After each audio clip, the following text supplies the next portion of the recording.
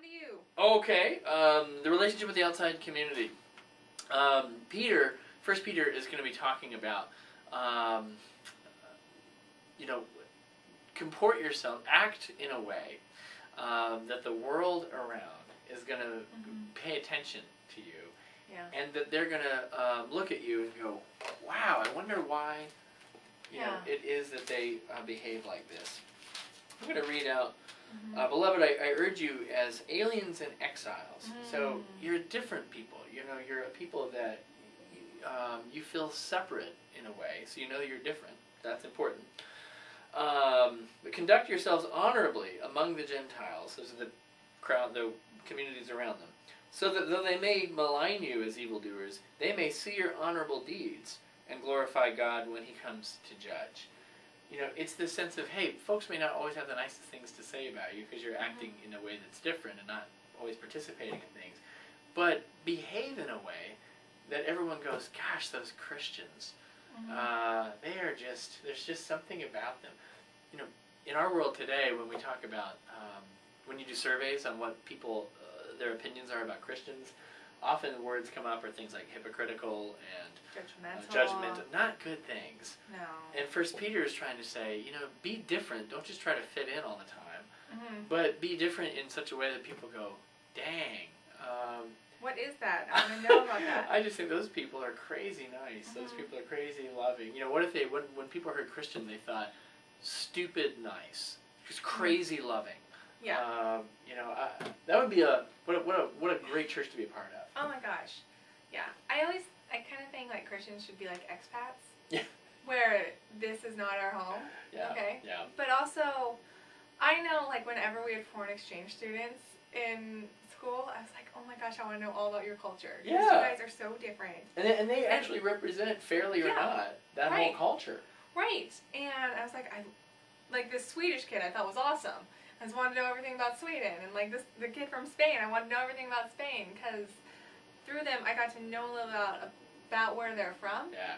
And it's like, wouldn't that be great if Christians could do that and be like, and point back to Christ as this is where I'm from. Yeah, and I know that, and I'm speaking particularly to Presbyterians on this one. Okay. We've got serious talk. Well, no, people are nervous because of the Christians that are out there that frankly dominate the airwaves. And so people are like, well, I don't want to be like they are. And so then, what we do? We say nothing. Yeah. And we're silent. And we're quiet. And you know what I want to say? I want to say, let other Christians be as they're going to be. Don't talk bad about them. But show a different way. Right. Say, we don't have, we can be Christian and think and use your mind and be critical. And you can be Christian and be loving and have conversations with anybody. And people say, oh, you wouldn't want to talk to me. I get people, that happens to me all the time. Yeah. Where when they find out what I do, they go, oh, you wouldn't want to talk to me. Because, like I met a Russian woman 2 weekends ago who is an atheist, and she finds out what I do. She's like, oh, you wouldn't want to talk to me. I'm like, are you kidding me? Of course I want to talk to you. And we had a great time. Yeah. And she left kind of thinking, well, he's a strange pastor. Yeah. But I hope thinking that,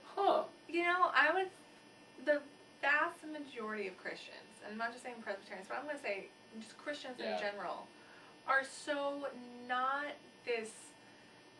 are not crazy cultural warriors that are trying to make everybody be like them, same. And they're not gun-toting. I mean, they might be. They might have guns. I don't know, but they're not gonna be like, guns don't kill people. I do. Or like these they're not gonna be like on these crazy either side. No, I can still have my Jesus with the I Che have a Guevara. gun. Like, it's fine. You have a gun? Yeah. My friend Paul, who's a pastor, has 5 guns. I have a 22 from my childhood. I have 2 You're guns. from Texas. I have 2 guns from my grandfather, and I'm not allowed to have them in the house. Well, I don't have mine it's in my more house from either. a safety thing, though. I think we all know. Well, you have small children. Well, and I'm me. Yeah. Exactly. I think we all know what would happen. Yeah. So. You'd be calling me for a fill-in, pastor. But like. Yeah. What I'm saying. I know what you're saying. That is. The last thing I wanted to talk about in 1 Peter is a very unusual text. It's 1 Peter. It is talking about, it's in chapter 3, about Jesus going down and preaching to those in prison. That Christ is made, he dies in the flesh, but then he's made alive in the spirit, and then he descends down into the prison to preach to those there. And many people, we have a creed called the Apostles' Creed, and part of this creed is we say that Christ died and then descended into hell, and the third day he rose again. But pretty much people go through that creed, Christ died, descended into what? And many people that I know are extremely uncomfortable with the sense that Christ goes to hell. And the textual basis of this comes from a text like 1 Peter here. There are some others as well. This is the most explicit. The belief here is that Christ actually descends into hell to destroy it. Yeah. This is an ancient belief called the harrowing of hell. But Christ goes into hell, destroys the gates, and then brings folks back. There was a one version that says Christ brings back the people who died before him, so kind of the good people who just didn't have the luxury of knowing him. Yeah. And then the like Abraham. Right, Abraham, exactly. And then there's another tradition that was one more of the church fathers, and I kind of subscribe to this, that Christ goes and just plain destroys hell. Demolishes it. And so if we want to say, you can't go there. Or if there's a place such as hell, the gate's destroyed. Right. So C.S. Lewis has this beautiful work in a book called The Great Divorce, where there's a bus that goes from hell to heaven every single day. Anybody can go, it's free. The thing is that heaven is a challenging place, because what we find out is people would rather be masters in hell and be in control, even though they're miserable, than to be servants in heaven. So true. and that, I think, is, if you could imagine a Christianity where people aren't threatening you with fear and hell, but if you could imagine a Christianity saying,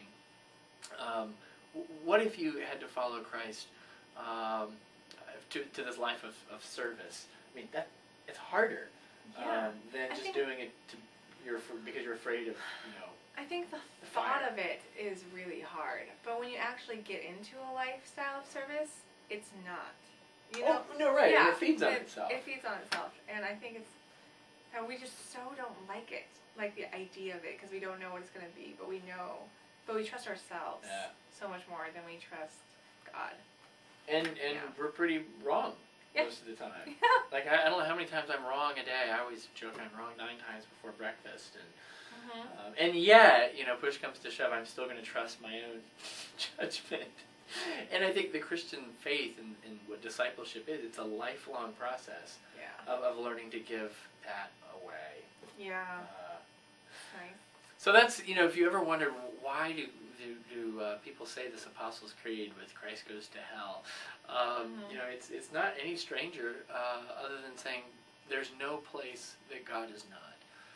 You cannot imagine a place on earth, under the earth, above the earth, there's no place that God can't find you. And this links up with Romans 8, where nothing, life, death, nakedness, the sword, nothing can separate us from the love of God. And so it's a truly...